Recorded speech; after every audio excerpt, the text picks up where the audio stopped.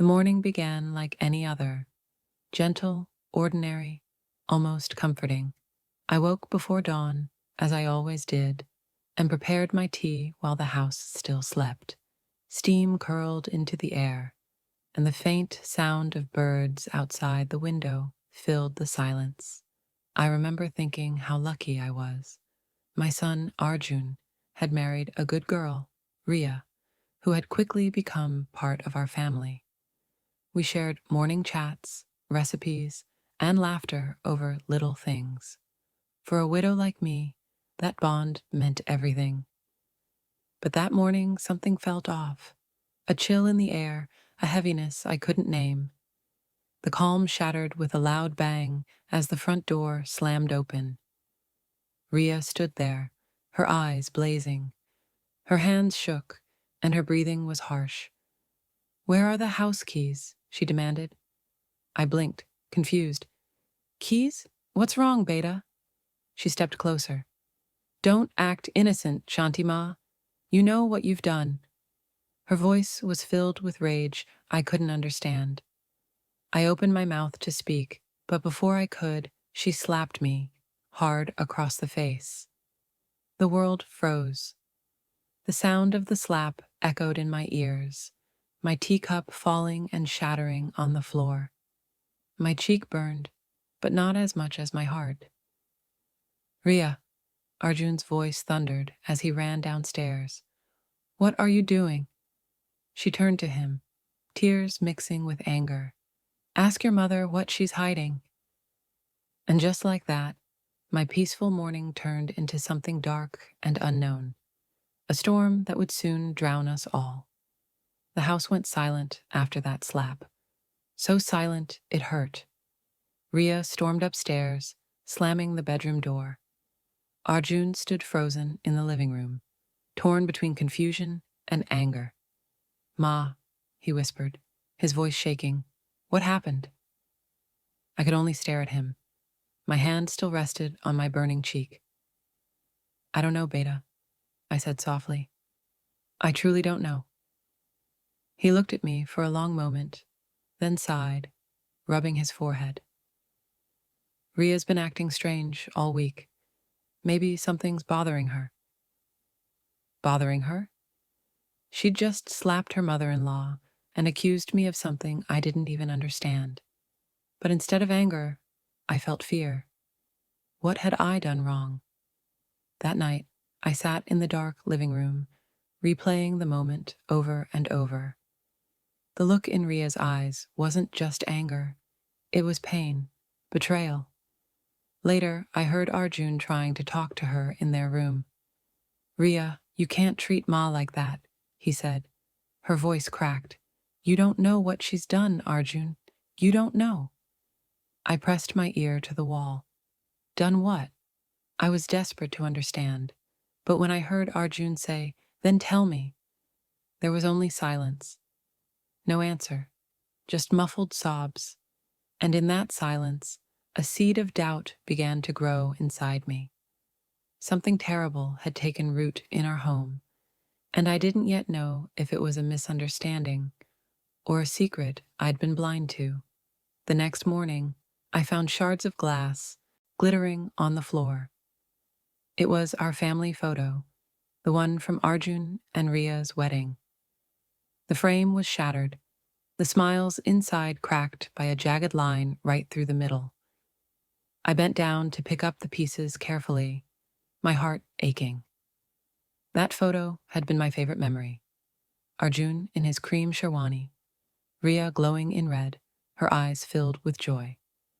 Now those same eyes were filled with hate. Arjun left early for work, leaving the house heavy with unspoken words. After hours of pacing, I gathered the courage to knock on Ria's door. "Ria, may I come in?" Her voice was cold. "If you want to act somewhere else." I stepped inside anyway. "Beta, if I've hurt you, please tell me how. Let's talk." She looked up from the bed, her face pale. "You think you can fool me? I know what you're after."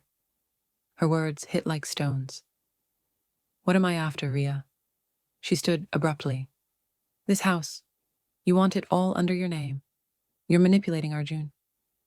I was stunned. What? Ria, this house is under Arjun's name. I signed it over after his marriage. Her eyes flickered, just for a moment, then hardened again. Stop lying. I saw the papers. What papers? She turned away.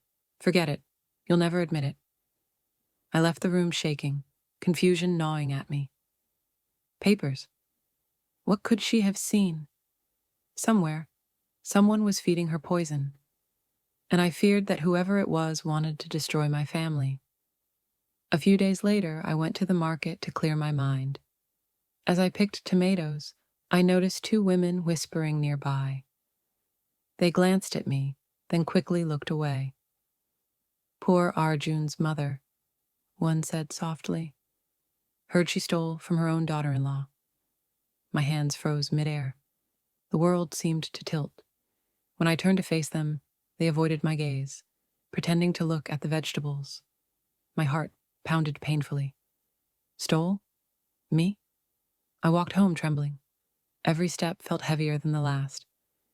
When I reached the gate, Ria was waiting, arms crossed. Where were you? She asked sharply. At the market, I said, trying to steady my voice. Why? She smirked faintly. Just making sure you didn't have other errands. Ria, please stop talking like this, I said softly.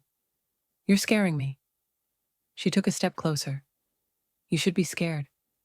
You've hidden things long enough. That night, I couldn't eat. I sat on my bed staring at the ceiling, wondering what crime I was being accused of. When Arjun came home, he sensed the tension but said nothing. He was caught between two fires, the woman who raised him and the woman he loved. I prayed silently, tears slipping down my face. God, I whispered, whatever this darkness is, show me the truth before it destroys us. The next evening, Ria burst into the living room, clutching an empty jewelry box. Her face was pale with fury and fear. My gold necklace is gone, she screamed. Arjun came running from his room. Gone? When did you last see it? Ria pointed straight at me. Ask her. She's the only one home when we're not here. The accusation sliced through the air like a knife. Ria, Arjun shouted, shocked. That's ridiculous. But she wouldn't stop. I trusted her with everything. My jewelry, my home, and now my necklace is missing. My lips trembled. Raya, I swear on your husband's life, I've taken nothing. Then where is it? She demanded, eyes blazing. You're always cleaning, moving things. Did you hide it? Arjun tried to calm her, holding her shoulders. Ria, please. We'll find it. Don't accuse Ma without proof. But her tears flowed uncontrollably. Proof? The proof is that it's gone. The house turned cold again. Arjun looked at me, his expression torn between loyalty and doubt. That hurt more than any slap could. When night fell, I sat alone in my room, my mind racing. What if someone had stolen it to frame me? The thought made my stomach twist. And as the clock ticked past midnight, a realization crept in. This wasn't just about a necklace. Someone wanted to break the bond between me and my son. But who and why? Ria wouldn't rest until every corner of my room had been turned upside down. Let her look, Ma, Arjun pleaded. Once she sees nothing's there, this will end. So I agreed, though shame burned in my chest. I stood quietly while Ria pulled open drawers, lifted cushions, even opened my temple box where I kept the pictures of my late husband.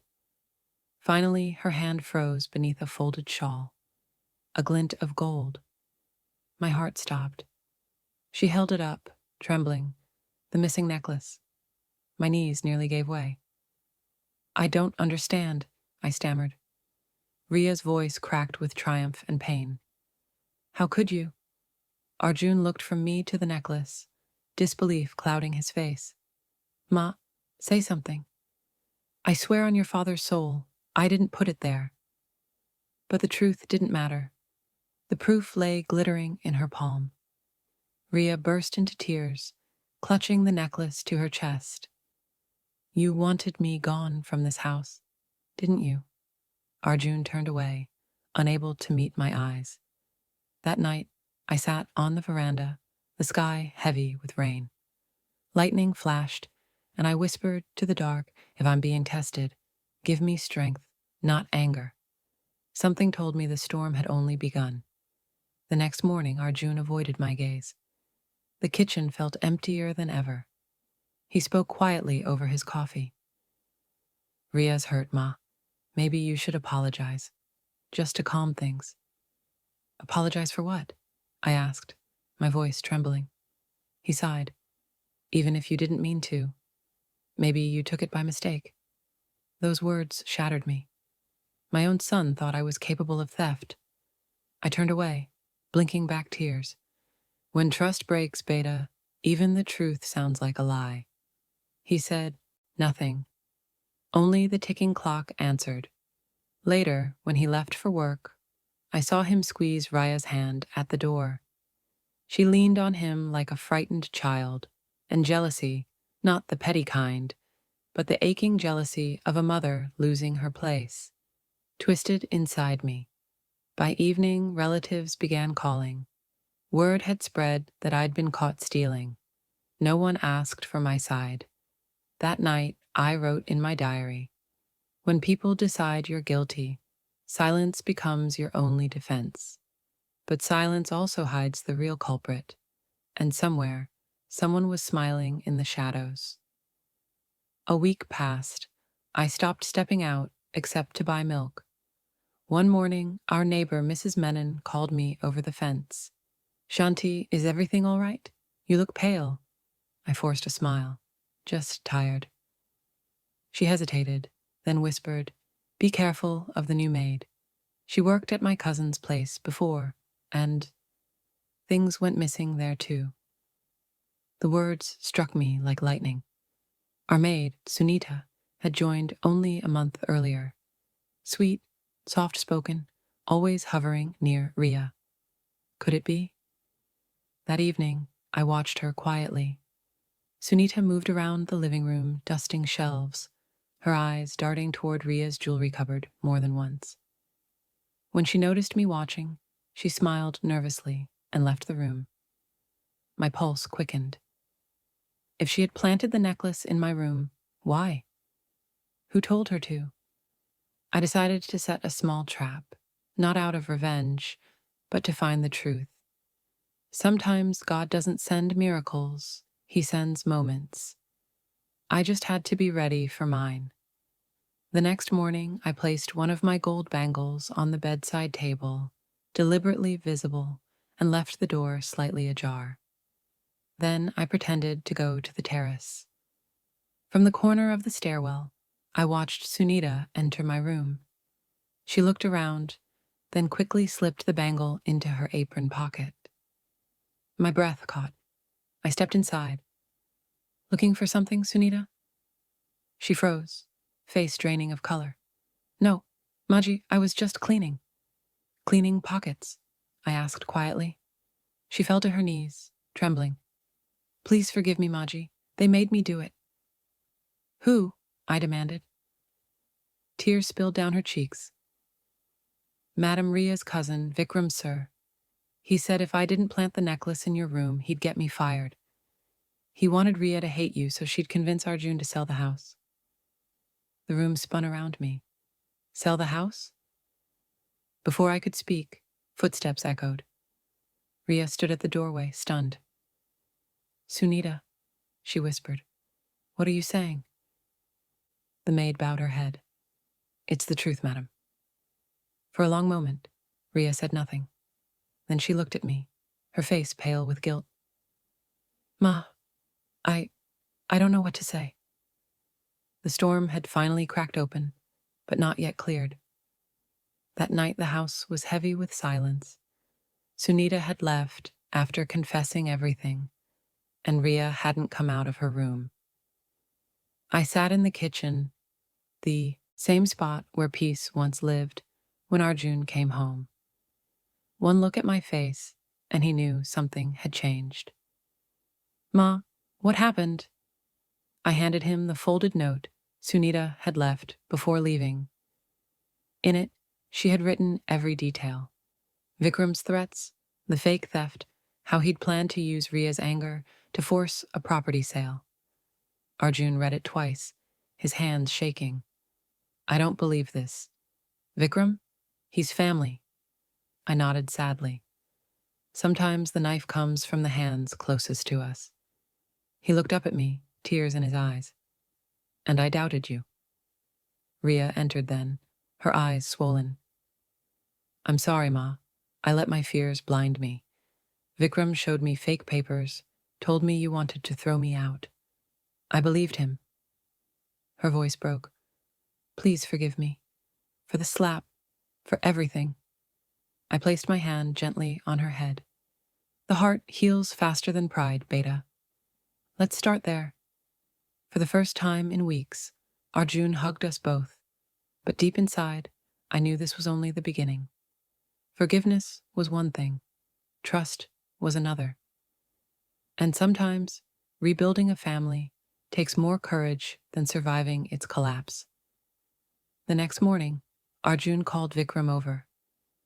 Ria and I waited in the living room, hearts pounding. When Vikram walked in, he looked confident, even smiling. "What's this urgent call, Arjun?" he asked lightly. Arjun didn't answer. He simply placed Sunita's confession note on the table. "Read." Vikram's smile faltered as his eyes moved over the words. "This is nonsense. A maid story? You believe that?" Ria's voice trembled. "She knew details only you could know, Vikram. You showed me those fake papers." He shrugged, feigning calm. "You're confused. Maybe your mother-in-law paid her to lie." That was too much. "Enough," I said, standing. "You poisoned my home for greed. You made my own child doubt me." For the first time, I saw fear flicker in his eyes. Arjun stepped closer. "You used my wife and destroyed my family's peace. You'll answer for it." Vikram tried to leave, but Arjun stopped him. "The police will decide who's lying." Ria whispered, "I trusted you like a brother, Vikram." He turned coldly. "Then you're a fool, Ria. Family is just business now." His words stung everyone. The police took him that evening. When the door closed behind him, I felt both lighter and emptier. Evil had left, but it had left scars behind. For days afterward, our house felt haunted by what had happened. Ria avoided my eyes, guilt written in every gesture. I didn't blame her, but the silence between us was heavy. One evening, she knocked softly on my door. "Ma, may I come in?" I nodded. She sat beside me, holding a wrapped parcel. "This is yours." Inside was the same broken photo frame from our wedding day, but she had carefully replaced the glass and cleaned the picture. "Let's start again," she whispered. Tears blurred my vision. "Oh, Beta." We cried together, years of misunderstanding dissolving between us. Arjun walked in quietly, smiling with relief. This house finally feels like home again. But I knew emotional wounds don't heal overnight. Forgiveness isn't a magic spell. It's a seed. It needs time and care to grow. That night, I sat at my window and whispered a prayer of gratitude. Sometimes life breaks us only to help us see which pieces truly matter. Peace returned slowly, but gossip traveled faster. In the market, I still caught whispers. "That's her, the one whose daughter-in-law slapped her." At first, shame burned me. I wanted to hide, but then I realized every household fights its silent battles. Only ours had spilled into the street. So when a neighbor asked slyly, "Is it true you were stealing jewelry?" I smiled gently. "No, dear. but it's true that lies can glitter more than gold. Her cheeks flushed crimson. When I came home, Ria hugged me from behind. Ma, I heard what you said. You didn't deserve any of this. I smiled. Every wound leaves a lesson, Beta. Ours is to never judge by what shines. That day, I stopped fearing whispers. Let people talk. Our truth had already spoken louder. Weeks later, while cleaning, I found the old keychain that had started it all. The one Ria had demanded that morning. The metal had dulled, but when I held it, memories flooded back. That slap, the shock, the pain. Ria walked in and froze when she saw it. Those, the keys I demanded? I nodded softly. Yes, and the ones you thought could open every secret. She bit her lip, tears welling. I was so blinded by fear. I thought you wanted to control everything. I placed the keys in her hand. Control doesn't come from holding keys, Beta. It comes from holding hearts. She hugged me tightly, whispering, You still trust me? Trust, I said, isn't rebuilt with promises. It's rebuilt with time. The house keys jingled softly between us, a sound of peace, finally returning home. Months later, a letter arrived. Vikram wanted to meet us, from jail. Ria hesitated, but I said, Sometimes closure is the final act of forgiveness. When we visited, Vikram looked thinner, quieter. The arrogance was gone. I wanted to say sorry, he said hoarsely, for everything. I was drowning in debt. I thought I could fix it by forcing Arjun to sell the house. Ria's eyes filled with tears. You destroyed so much for money. He nodded, and I lost everything for it. I looked at him steadily. You can rebuild your life, Vikram, but not by stepping on others. Learn to stand on your truth instead. When we left, Ria held my hand tightly. Ma, how can you forgive him? Because hatred is heavier than pain, I said quietly, and I'm too old to carry both. That year, our lives took a gentler turn. Arjun got a promotion, Ria started her own small bakery, and laughter returned to our walls. One morning, I found Ria placing a steaming cup of tea by my bed, the same way I used to do for her. Ma, you rest. I'll handle breakfast. I smiled, my heart swelling with quiet pride. Later that evening, she called me to the kitchen. On the table sat a cake shaped like a little house. The icing read, Our home. Happy new start, she said shyly. I hugged her. This is sweeter than any dessert. Arjun clicked a photo, laughing. Finally, two queens sharing one kingdom. And for the first time in a long while, that kingdom felt unshakable. When Diwali arrived, I decorated every corner myself. Ria helped, lighting diyas with care. As we placed the last lamp at the doorway, she said softly, You know, Ma, this house doesn't shine because of these lights. It shines because of you. I chuckled. And because you finally stopped slapping your elders. She laughed, blushing. Don't remind me. But then her voice turned serious. I wish I could undo that moment. I took her hand. If that moment hadn't happened, maybe we'd never have understood each other. Some mistakes are just lessons in disguise. We watched the lamps flicker, golden reflections dancing across the walls. The same house that once echoed with accusations now glowed with peace.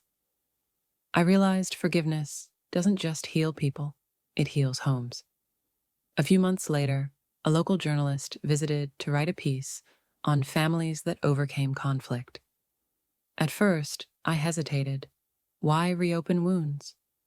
But Raya insisted, let people know misunderstandings can be mended. The article was titled, A Mother-in-Law, a Slap, and the Power of Forgiveness. When it was published, neighbors who once gossiped now smiled warmly. Some even came to apologize. That evening, a young woman from the neighborhood came to me with tears. "Auntie, your story saved my marriage. I was about to leave my mother-in-law, but now I see how misunderstandings destroy love." I held her hand gently. "We all need patience, Betty.